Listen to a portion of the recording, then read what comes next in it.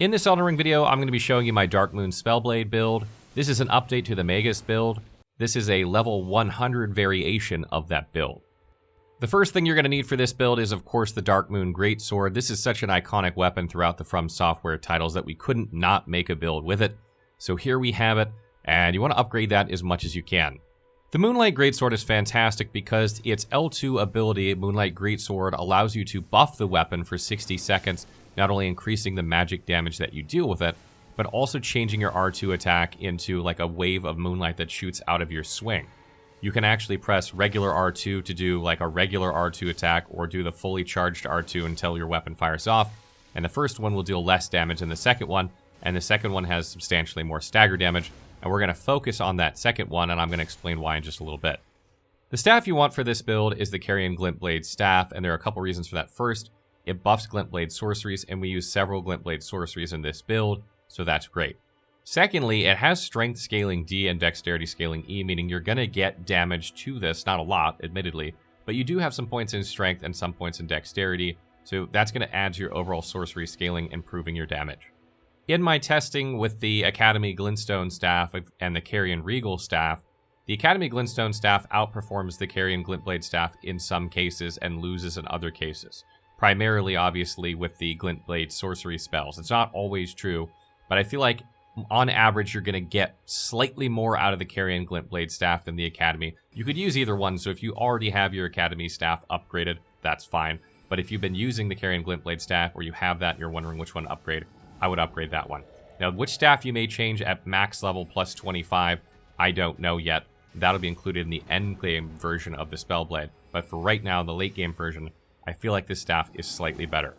For armor, it's not super important what you choose, as long as you're able to medium roll and you get as much protection as you can. I do like the Preceptor's Big Hat here because it gives you increased mind for reduced stamina, and you need a ton of FP for this build. You just chew through FP with it, so having that extra FP pool is great, and you don't really need a lot of stamina because the attacks charged R2s just take off so many anyway.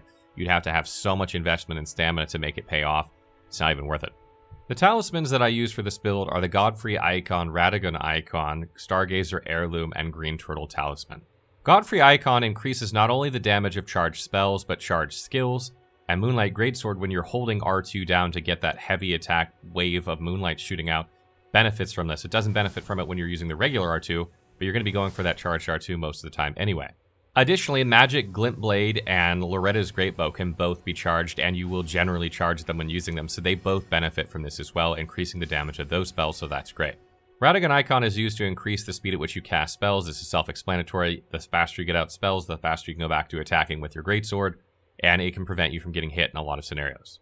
Stargazer Heirloom is not only there to increase the damage of your Greatsword, since it scales with intelligence primarily, but also for your spells and also to meet requirements for spells, so that's just good all around. And lastly, we have the Green Turtle Talisman. Even though you don't need a lot of stamina for this build, you want your stamina to regenerate fast, and when you use those charged R2 attacks and R2 attacks, you chew through lots of your stamina quickly, so you want to regain it quickly so you can continue to use those. The spells we use for this build are Glintstone Pebble, Magic Glintblade, Greatblade Phalanx, Loretta's Greatbow, and Unseen Form. Glintstone Pebble is pretty self-explanatory. It's there when you need a little bit more range than you're going to get from your Magic Glintblade, and it's a little bit cheaper as well. You don't actually have to use this in this build, but I feel like it's a staple of any build, so if you don't want to use it, that's fine. Magic Glintblade sort of puts a little ball in the air that fires a blade at an enemy after a little bit of time charging it, makes it do more damage, and delays it even longer. So what you want to do with this is you want to cast it, then you want to hit your R2 with your Moonlight Greatsword, and then you want it to fire off immediately afterward while you're doing your next swing of your Moonlight Greatsword, so you continuously stagger enemies. It works really, really well, and what's really great is that this spell benefits from the staff, because that boosts Glintblade sorceries, and it benefits from Godfrey Icon, which benefits charging it, so you get the double whammy of damage increase to that spell. Greatblade Phalanx is our Phalanx spell for this build, and I did some testing with all the different spells that, put the swords up over your head, and one of the reasons I avoided using them in my previous Spellblade build and went with the Ash of War version is because of the stagger. So the damage is not really what you're using this ability for, and when testing them, the damage is comparable, although I think Greatblade Phalanx outdoes the other two in terms of damage for the spells. But what's really important about the spell isn't the damage, it's the stagger. This spell does about the same amount of stagger as the Ash of War. So we're replacing it here so we can use the Moonlight Greatsword and still get that stagger, and you get this deadly combination when you put this on, and then you do that wave into an enemy, and the Carrion, or the Great Blade Phalanx, hits into the enemy at the same time. They stagger, you go in for that critical strike, you throw the blades back up over you, you charge your R2, and you can usually just chain stagger big enemies that way. Thing is an absolute boss killer in a lot of scenarios, and being really aggressive with it usually pays off most of the time. Loretta's Great Bow is again there for ranged attacks or very, very long range. There are scenarios where having long range will prevent you from getting hit or will just save you a lot of hassle. And again, this benefits from your staff, and it also benefits from Godry Icon because it's a Glint Blade sorcery, and it's also chargeable.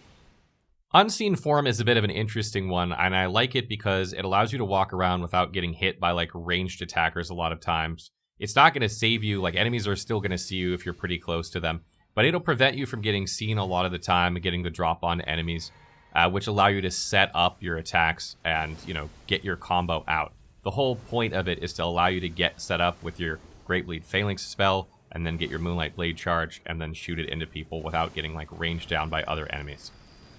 It's very, very situational, and you're not going to use it all the time, but it's nice to have, and it kind of fits the theme of a Spellblade, I think. Being kind of like invisible and attacking from the shadows is great, even if you are pancaking someone with a greatsword. So talking a bit about how this build plays, generally the way you're going to go about it is you're going to charge up your Moonlight Blade before you, come into a group of enemies, whether you're in a Legacy dungeon or a landscape, and then depending on what you're facing, you're either going to pull out your Great Blade Phalanx if it's a big enemy or a tough enemy, or you're going to pull out your Magic Glint Blade if it's not to conserve FP, and kind of go to town.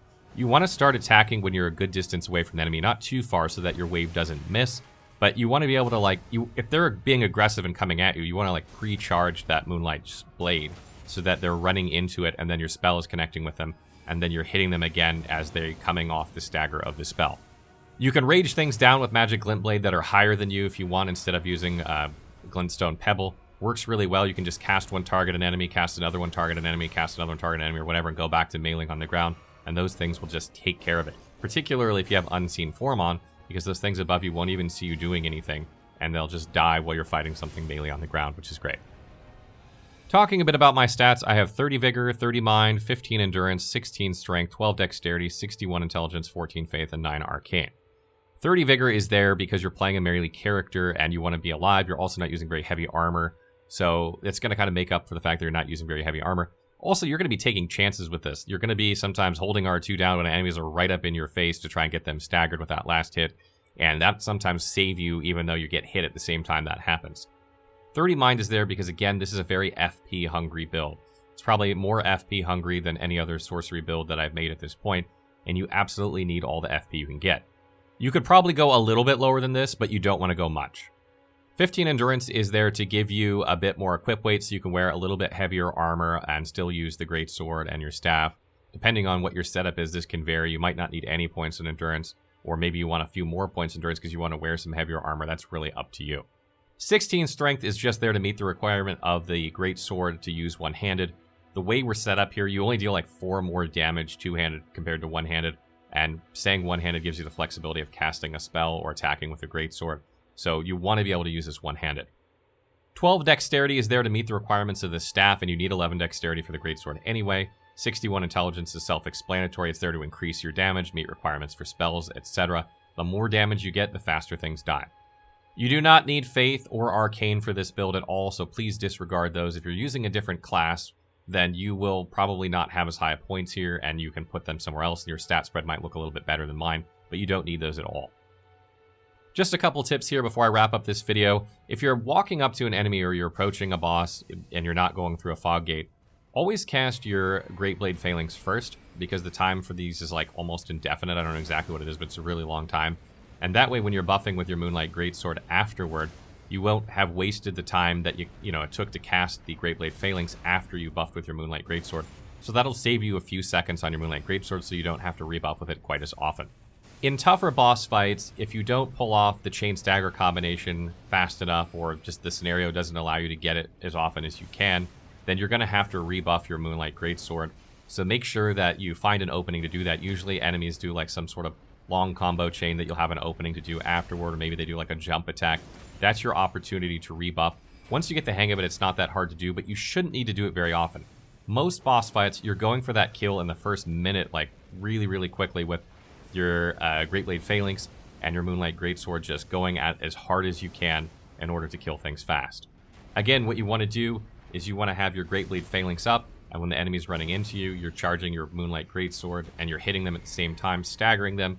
Then you're doing your critical strike, and while they're getting up off the ground, you're casting Greatblade Phalanx again and charging your R2, so when they stand up, the Greatblade Phalanx goes off right in their face and staggers them so that the next R2 pancakes them back down to the floor, and they never have any time to respond. It doesn't always go that smoothly, but that's what you're trying to do. Some bosses take 3 hits to stagger, and in that case, you might want to back away and cast Greatblade Phalanx and get an R2 off, and then just try and get another R2 off when you can. That's it for this build. I don't know which build I'm going to do next. I have so many in my head going crazy at the moment. Everything we're doing now is also updated to patch 1.03. So in case you're wondering about that, all this testing was done on 1.03. So I know all this stuff works, and every build moving forward will of course be on 1.03 and, you know, present to those changes. And we'll obviously revisit some of the older builds in the 100 version. That'll change slightly, like the Sorcerer, for instance, because Determination can no longer be buffed, but they should largely play the same.